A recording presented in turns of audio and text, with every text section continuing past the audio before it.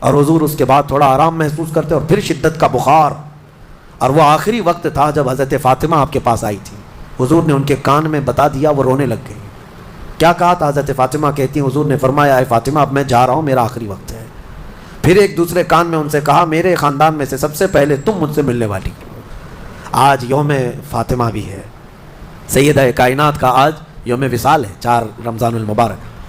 تو رسول کریم صلی اللہ تعالیٰ علیہ وسلم حضرت عائشہ صدیقہ کے سینے سے سر لگا کر لیٹے ہوئے تھے. حضرت عائشہ فرماتی ہیں سنو, مجھے پتہ ہی نہیں تھا.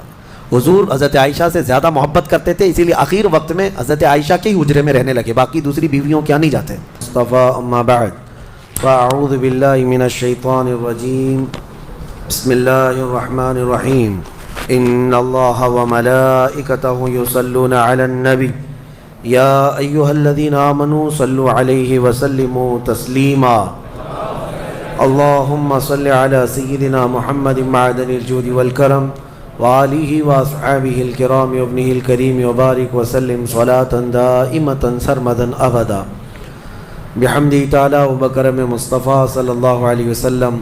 آج کی اس شب میں قرآن عظیم کے 5.5 پارے مکمل ہو چکے ہیں. اللہ عز و جل بقیہ قرآن عظیم کو صحیح تجوید سے پڑھنے اور آپ سب کو سماعت کرنے کی توفیق عطا فرمائے. آج ہم نے سورہ نساء مکمل تلاوت کی ہے اور سورہ مائدہ کا کچھ حصہ.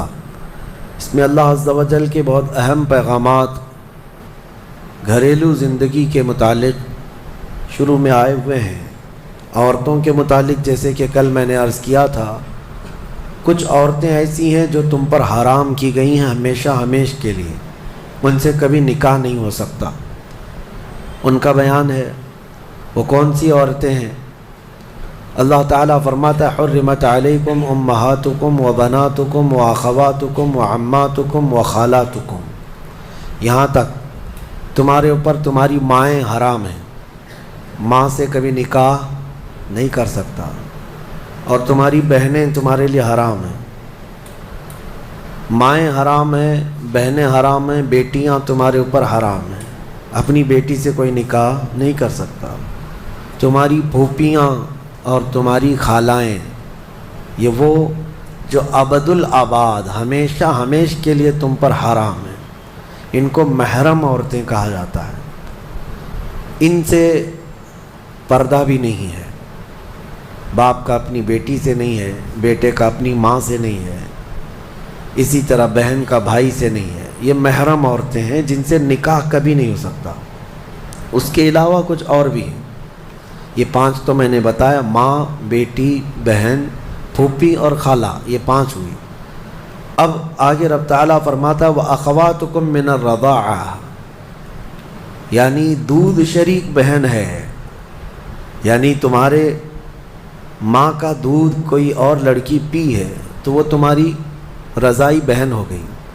یا تم نے کسی خاتون کا دودھ پیا تھا اپنی ماں کے علاوہ, اپنی ماں کے علاوہ کسی اور کا دودھ پیے تھے, تو اس عورت کی جو بیٹی ہوگی وہ تمہاری رضائی بہن ہوگی, اس سے کبھی نکاح نہیں ہو سکتا. یہ رضائی بہن, دودھ شریک بہن اس کو کہا جاتا ہے.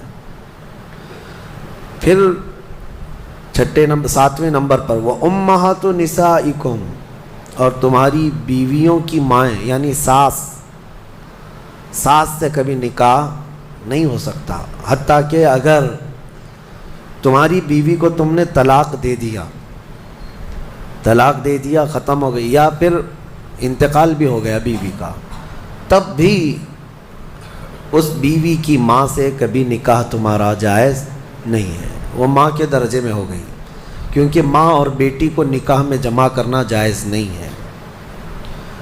وَرَبَائِبُكُمُ اللَّاتِي فِي حُجُورِكُم مِّن نِّسَائِكُمُ اللَّاتِي دَخَلْتُم بِهِنَّ, یا پھر وہ لڑکی جو تمہاری خود کی تو نہیں ہے لیکن تمہاری بیوی کی لڑکی ہے, یعنی کسی اور شوہر سے ہوئی ہوگی, اس لڑکی کے ساتھ نکاح بھی تمہارا کبھی جائز نہیں ہوگا. اور پھر آگے 2 بہنوں کا ایک نکاح میں جمع کرنا, یہ بھی سخت حرام ہے. یعنی ایک عورت سے نکاح کیا تھا اور اسی عورت کی بہن سے دوبارہ ایک ہی نکاح میں شریک کر لیا, زندگی دونوں بہنوں کے ساتھ گزار رہا ہے, تو وہ سخت گناہ کبیرہ میں مبتلا ہے، حرام ہے، زنا ہے، نکاح ہوگا ہی نہیں، نکاح نہیں ہوگا۔ دوسری بہن کے ساتھ جو اس نے نکاح کیا وہ نکاح منعقد ہی نہیں ہوا، اس نے اس کے ساتھ زنا کیا۔ تو یہ عورتیں ذہن میں رہیں۔ بعض لوگ پھر ہم سے یہ بھی سوال کرتے ہیں، چاچا کی بیٹی سے، ماموں کی بیٹی سے، پھوپھی کی بیٹی سے نکاح جائز ہے یا نہیں؟ تو ہندوؤں کے ہاں کچھ چیزیں اس طرح کی مانی جاتی ہیں کہ ان کے ہاں چاچا کی بیٹی سے نکاح نہیں ہوتا، لیکن اسلام میں ایسا نہیں ہے۔ صرف تمہاری سگی بہن سے نکاح جائز نہیں، باقی جو تمہارے کزنز ہیں، یعنی چاچا کی بیٹی، پھوپھی کی بیٹی، ماموں کی بیٹی، خالہ کی بیٹی، ان سب سے نکاح جائز ہے۔ اب ان کے علاوہ جو عورتیں میں نے بتایا، یہاں جو عورتیں میں نے بتایا، ان عورتوں کے علاوہ جتنی بھی عورتیں ہیں جن سے نکاح تمہارا جائز ہے، ان سے پردہ بھی واجب ہے۔ یہ بات یاد رکھ لیں، جس سے تمہارا نکاح ہو سکتا ہے اس سے تمہارا پردہ کرنا بھی واجب ہے۔ یہ ہمیشہ ذہن میں رہے، محرم عورتوں سے صرف پردہ نہیں ہے، باقی غیر محرم جتنی بھی عورتیں ہیں، تمہاری چاچا کی بیٹیاں، تمہاری پھوپھی کی بیٹیاں، تمہارے ماموں اور خالہ کی بیٹیاں، جن سے تمہارا نکاح جائز ہے، ان سے پردہ بھی ضروری ہے۔ اب ایک اور آیت اس میں آئی ہے، اللہ تعالیٰ فرماتا ہے جب شوہر اور بیوی کے درمیان اختلاف ہو جائے، جھگڑے زیادہ ہو جائے، تو اللہ نے فرمایا ادھر سے ایک آدمی ادھر سے ایک آدمی آئے، فَبَعَثُوا حَكَمًا مِّنْ أَهْلِهِ وَحَكَمًا مِّنْ أَهْلِهَا إِنْ يُرِيدَا إِصْلَاحًا، اگر وہ لوگ اصلاح چاہتے ہیں تو دونوں کی طرف سے ایک ایک آئے اور بیٹھے۔ اللہ فرماتا يُوَفِّقِ اللَّهُ بَيْنَهُمَا، اللہ ان دونوں کے درمیان پھر سے اتفاق پیدا فرمائے گا۔ اصلاح کی نیت ہونی چاہیے، لیکن مشورہ میرا یہ ہے کہ دونوں طرف کی ساسوں کو نہ لایا جائے، فیصلے بگڑ جاتے ہیں، کیونکہ برسوں سے ہم نے بھی دیکھا ہے بہت سارے گھروں کو توڑنے میں ان لوگوں کا ہاتھ رہتا ہے۔ ہونا تو یہ چاہیے کہ ماں اپنی بیٹی کو ہمت دے کہ ساری مصیبتیں آتی رہتی ہیں، تکالیف آتی رہتی ہیں، تم آگے بڑھو، نہیں بلکہ وہاں تو وہ اڑنگا ڈال کر کھڑی رہتی ہیں، کیسے تو برداشت کرتی ہے، چھوڑ کر کے آ جا، کب تک پالے گی۔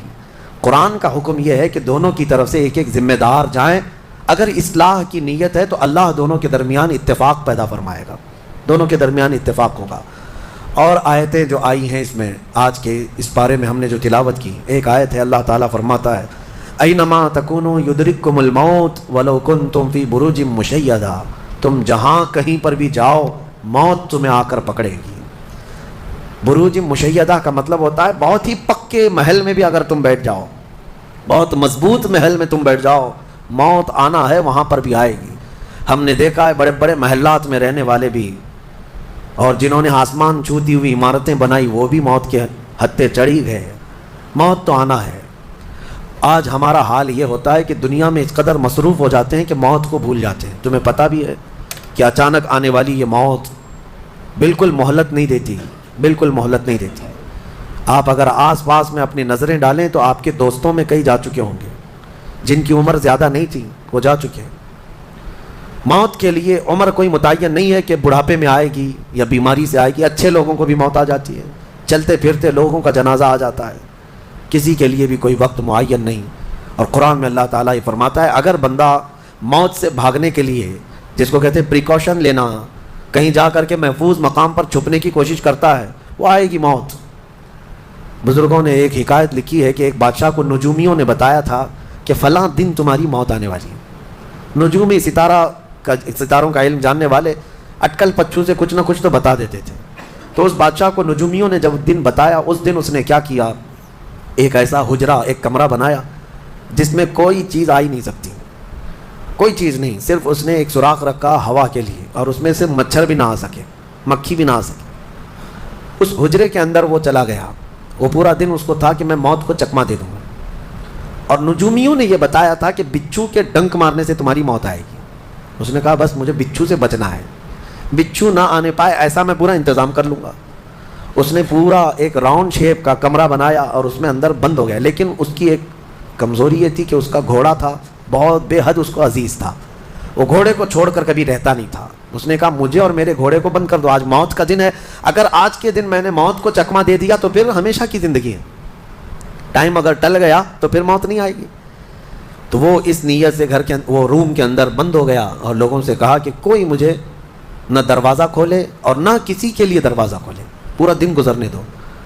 دن گزرتا رہا, شام کا وقت قریب آیا, اس کے ساتھ تھا اس کا گھوڑا اور وہ کوئی نہیں. اتفاق دیکھیں, اللہ رب العزت کی طرف سے جو سبب بننا ہے وہ بنے گا. اس کے گھوڑے کو بہت تیز چھینک آئی اور اس کی چھینک سے اس کی ناک سے بچھو نکلا اور اس بادشاہ کو ڈنک مارا اور وہیں اس کی موت ہو گئی. اینما تکونوا یدرککم الموت, اللہ نے فرمایا تم جہاں کہیں رہو موت آ کر پکڑ لے گی. ہمارے علاقے میں ایک ڈاکٹر تھے, وہ کارڈیالوجی تھے, ہارٹ کے اسپیشلسٹ تھے, اور ان کے ہاتھ میں بہت سارے ڈاکٹرز پریکٹس کر کر کے بڑے ماہر بنے, ہارٹ کے اسپیشل ڈاکٹر. اور یہ اخبار میں بھی بات آئی تھی. اس ڈاکٹر کا حال یہ تھا کہ برسوں آپریشن اور سرجری کر کے لوگوں کے ہارٹ صحیح کیے یا بائی پاس کیے, لیکن اتفاق ایسا کہ ایک دن وہ لیب میں اندر ہاسپٹل کے لیبارٹری میں کام کر رہا ہے ڈاکٹر, اور اس کے ساتھ 4 اسسٹنٹ ڈاکٹر بھی ہیں اور نرسز بھی ہیں, سارے کہاں پر, لیب کے اندر, ساری مشینیں بھی موجود ہیں. اس ڈاکٹر کو وہیں پر ہارٹ اٹیک آیا, جو ہارٹ کا خود اسپیشلسٹ ہے, اور دوسرے ڈاکٹرز وہاں پر موجود بھی ہیں. انہوں نے اٹھایا, اسٹریچر پر ڈالا, آئی سی یو میں ہی تھے, لیب کے اندر موجود تھے, لیکن وہ چند منٹوں کے اندر ڈاکٹر کی موت ہو گئی. نہ کوئی ڈاکٹر بچا سکا, نہ اس کو دوا دی جا سکی. سب سے ماہر ہارٹ کا ڈاکٹر ہاسپٹل کے اندر, جو سب سے محفوظ جگہ ہو سکتی ہے بیماروں کے لیے. میاں ہمارے گھر میں کسی کو اٹیک آئے تو دوڑ کر کہاں لے جائیں گے؟ ہاسپٹل. اور جو خود کس کے پاس لے جائیں گے؟ ڈاکٹر کے پاس. جو خود ڈاکٹر ہے اور خود ہاسپٹل میں بیٹھا ہوا ہے, اس کو ہی اگر آ جائے, اور قریب میں ڈاکٹرز بھی موجود ہیں لیکن بچا نہ سکے, یہ رب ذوالجلال کا فرمان, جب وعدہ مکمل ہو جائے تو پھر کوئی طاقت تمہیں موت سے روک نہیں سکتی. آپ کو پتہ ہے ایک بہت بڑا شخص ہے دنیا کا جو کئی حکومتیں بدل دیا کرتا تھا, جس کا نام غالباً لنکن ہے, سیمسنگ کمپنی کا. جس سے کوئی تعلق ہوگا آپ سرچ کریں تو پتہ چلے.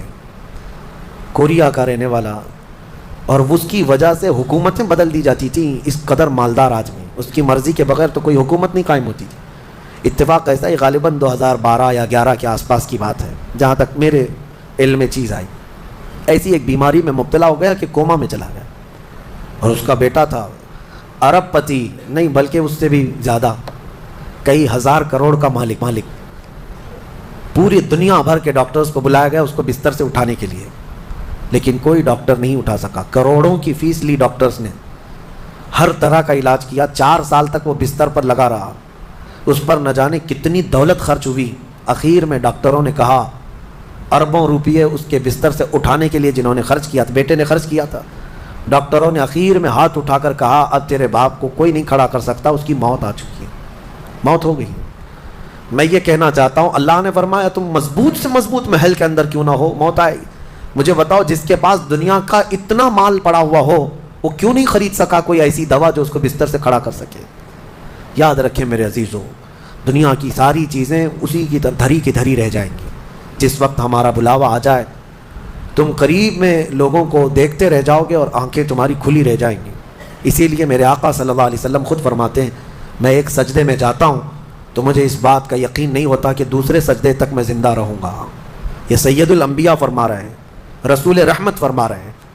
اور جس طرح سے آج ہم اپنی موت کو بھول بیٹھے ہیں, گناہوں کی کثرت ہو جاتی ہے, نفس غالب آ جاتا ہے, عیاشیاں شروع ہو جاتی ہیں.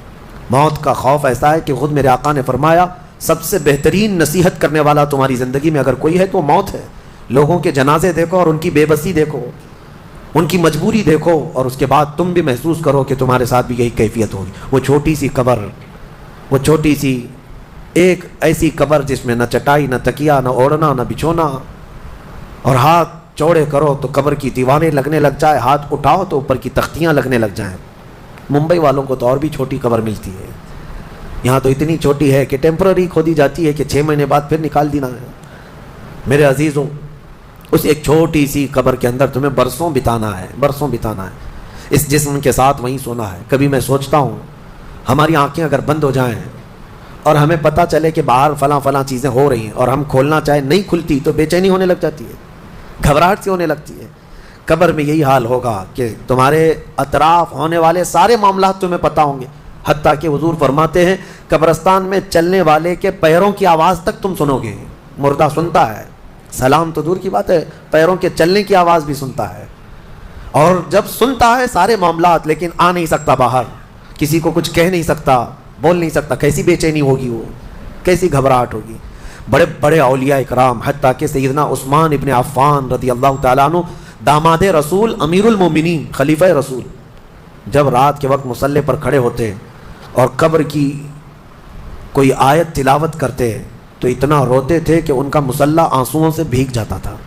صبح ان کے مصلی کو نچوڑ کر سکھایا جاتا تھا. لوگ ان سے پوچھتے آپ قبر کے متعلق اتنا خوفزدہ کیوں ہو جاتے ہیں؟ مرنا تو سب کو ہے. حضرت عثمان غنی فرماتے ہیں یہ ہماری پہلی منزل ہے، اگر یہ نکل گئی تو ساری منزلیں آسان ہیں. اینما تکونوا یدرککم الموت، اللہ فرماتا ہے. اور کئی جگہ قرآن میں یہ آیتیں آئی ہیں میرے عزیزوں. جانا ہم سب کو ہے، بہت تھوڑے ہی دنوں کے بعد آخرت کے سفر کی طرف رواں دواں ہیں. اسی لیے کسی بزرگ نے سچ کہا کہ دنیا میں جتنے راستے ہیں یہ لکھا تو جاتا ہے یہ راستہ فلاں شہر جا رہا ہے، فلاں شہر جا رہا ہے. حقیقت تو یہ ہے کہ سارے راستے قبرستان جا رہے ہیں، وہیں جا کر اینڈ ہوتے ہیں. ممبئی سے پونا جا رہا ہے راستہ، پونا سے بنگلور جا رہا ہے راستہ. بورڈ تو لکھے ہوئے ہیں، لیکن اہل تصوف یہ کہتے ہیں یہ تمہاری خام خیالی ہے، لیکن جس راستے پر بھی چلو گے اخیر وہ راستہ تمہیں قبرستان ہی پہنچائے گا. تمہاری زندگی وہیں جا کر اینڈ ہونے ہے. اسی لیے میرے عزیزوں ہمیں زیادہ دنیا میں اتنا پھیلانے کی ضرورت نہیں. آخرت کے سفر کی طرف تیاری بھی ہو. میں یہ نہیں کہتا کہ کمانا نہیں چاہیے، کمائیں، گھر بنائیں، رزق کا حصول، معاش کا حصول سب کے لیے ضروری ہے، لیکن ساتھ میں یہ فکر غالب رہے ہمارے ذہن میں کہ مجھے سب چھوڑ کر جانا ضروری ہے. جب تک تمہارے ذہن میں یہ بات آتی رہے گی میرا آخرت کا سفر باقی ہے، تو ہوگا یہ کہ تم دنیا تو کماتے رہو گے لیکن اپنے مولا سے غافل کبھی نہیں ہوگے. غافل کبھی نہیں. میں وہ زندگی کی بات کر رہا ہوں. آپ جاؤ فیکٹری میں، جاؤ کسی کمپنی میں، جاؤ کسی بزنس میں، جاؤ کسی جاب میں، جاؤ، آپ کی دنیا ہے، آپ گھر بناؤ، لیکن ذہن میں اتنی بات رہے کہ میرا مولا مجھے ایک نہ ایک دن بلانے والا ہے. جب یہ فکر رہے گی تو آپ کی نمازیں بھی غائب نہیں ہوں گی، آپ کی آخرت کی یاد. اسی لیے میرے آقا نے فرمایا قبرستان جایا کرو. بعض لوگ یہ کہتے ہیں نا قبروں پر جانا شرک یا بدعت. خود میرے آقا صلی اللہ علیہ وسلم نے فرمایا فزوروا، قبروں کی زیارت کرو. کیوں؟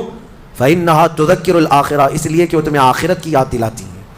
مولا علی کرم اللہ وجہہ الکریم قبرستان جاتے. حضرت سعید ابن مسیب ایک تابعی ہیں، حضرت علی کے ساتھ قبرستان گئے تھے.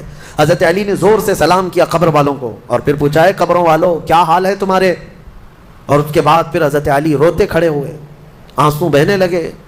حضرت سعید ابن مسیب کہتے ہیں مولا علی سے کیا آپ قبروں والوں سے بات کر رہے ہیں، وہ آپ کی سن رہے ہیں یا آپ سے وہ کچھ جواب دے رہے ہیں؟ حضرت علی کرم اللہ وجہہ الکریم نے فرمایا ہاں، اگر تم سنتے ان کی باتیں تو رو پڑتے ہیں. حضرت سعید پوچھتے ہیں کیا کہہ رہے ہیں قبروں والے؟ سنو میرے عزیزوں، حیدر کرار شیر خدا علی مرتضیٰ فرماتے ہیں قبروں والوں سے میں نے پوچھا کیا حال ہے تمہارے؟ تو قبروں والوں نے کہا اے علی مت پوچھو ہمارے حال، جن بالوں کو ہم سجایا کرتے تھے ان بالوں پر تو اللہ نے اب بچھو چھوڑ دیے. ہمارے وہ چہرے جو غازے سے ملوث تھے، حسین تھے، ہمارے چہروں پر اب خون اور پیپ کے علاوہ کچھ نہیں رہ گیا.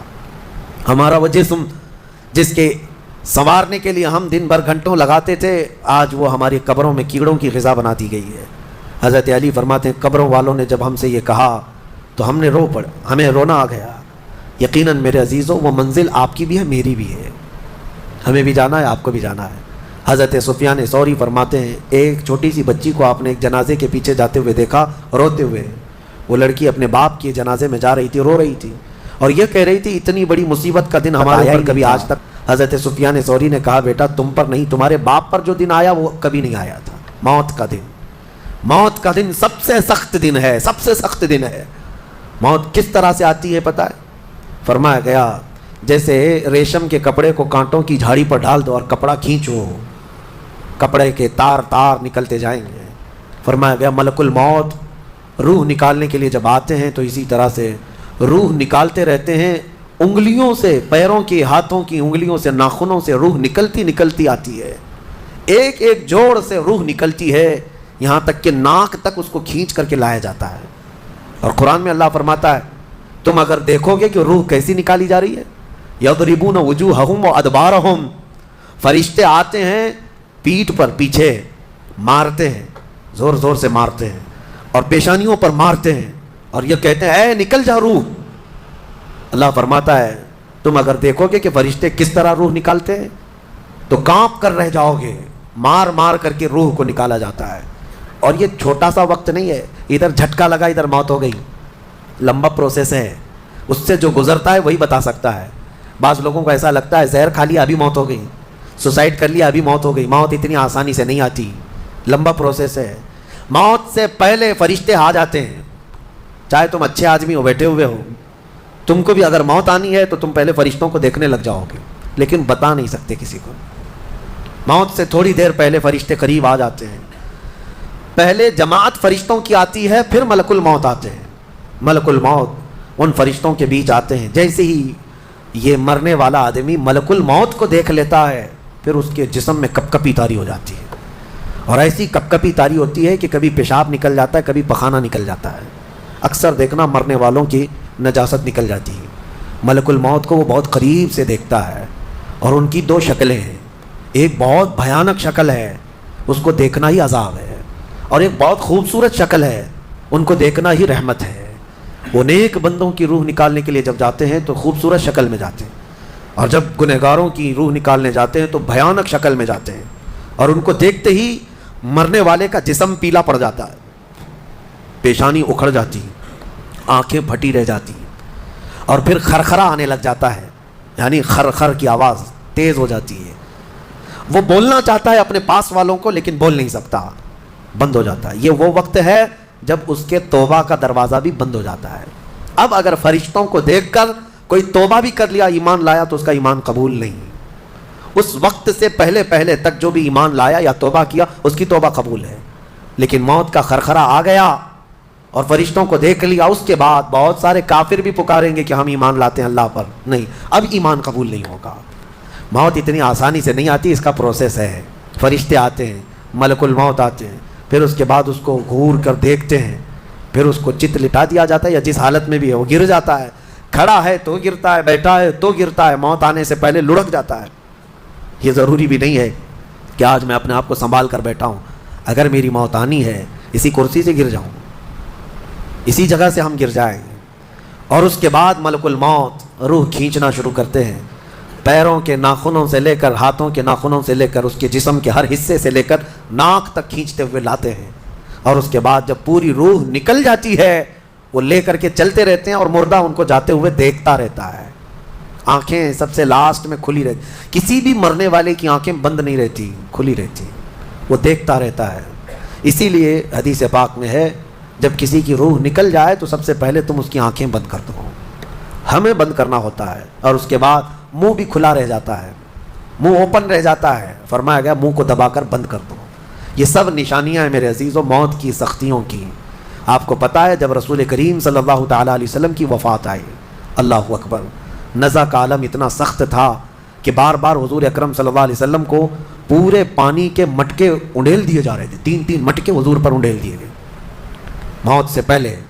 اور حضور اس کے بعد تھوڑا آرام محسوس کرتے، اور پھر شدت کا بخار. اور وہ آخری وقت تھا جب حضرت فاطمہ آپ کے پاس آئی تھی. حضور نے ان کے کان میں بتا دیا، وہ رونے لگ گئی. کیا کہا تھا؟ حضرت فاطمہ کہتی ہیں حضور نے فرمایا، اے فاطمہ اب میں جا رہا ہوں، میرا آخری وقت ہے.